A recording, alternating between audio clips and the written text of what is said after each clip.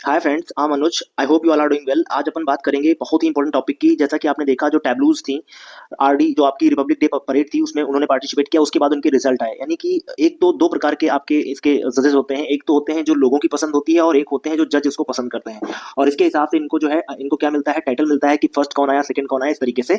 तो अगर देखें तो 26 जनवरी 2026 की जो परेड थी, उसमें सर्वश्रेष्ठ झांसी जो है, झांकी जो है, बेसिकली किसके द्वारा, जजों के द्वारा जो पसंद की गई थी, उसमें प्रथम पुरस्कार मिला था महाराष्ट्र की। जिसमें थीम क्या थी, गणेशोत्सव की बात करी गई थी। गणेश उत्सव की बात की गई थी। आप जानते हैं महाराष्ट्र रीजन में सबसे पहले भारत का जो बेताज बादशाह है वो है आपके जो है बाल गंगाधर तिलक। उन्होंने 1893 में तिलक उत्सव की जो है स्टार्टिंग करी थी। आपको पता है अंग्रेज गैदरिंग पर रोक लगा देते हैं, जिस क्रम में ये क्या चालू करते हैं, गणेश उत्सव, और इससे युवाओं को इकट्ठा करते हैं और उनमें देशभक्ति की भावना जगाते हैं। क्योंकि भाई रिलीजियस जो कॉन्फ्रेंस होगी उसको रोक नहीं लगेगी, इस तरीके से अंग्रेजों को चकमा देने के लिए इस तरीके से उन्होंने चीजों को चालू किया था। तो याद रखिएगा 1893 के जो ये जो चालू किया है गणेश उत्सव, किसने चालू किया है? शिवाजी उत्सव, गणेश उत्सव दोनों चालू करने वाले कौन है? बाल गंगाधर तिलक। याद रखिएगा इस पॉइंट को।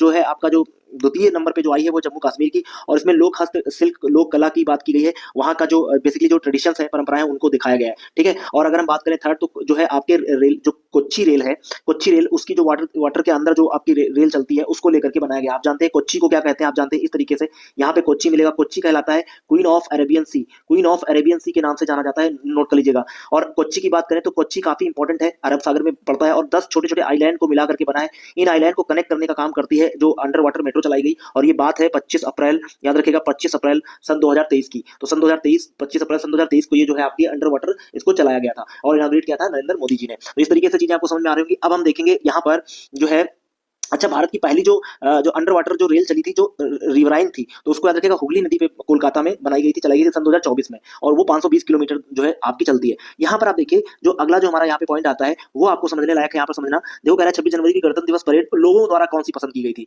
तो प्रथम आपकी जो चॉइस थी वो गुजरात की थी, जो स्वदेशी आपकी वंदे भारत जो चलती है उसके बारे में, और बापू जी का जो चरखा है। द्वितीय जो है आपकी उत्तर प्रदेश की झांकी थी, बुंदेलखंड की संस्कृति की बात की गई थी। यहाँ पर बेसिकली जानते हो कलिंजर का किला दिखाया गया था। वही कलिंजर का किला जिसको भेदने के लिए जो है शेरशाह सूरी मारा जाता है, आपको पता होना चाहिए। और कलिंजर दुर्ग जो है बेसिकली बांदा के आसपास का जो रीजन है, और यहाँ पर नीलकंठ महादेव जो मंदिर है उसको जो है झांकी में दिखाया गया था।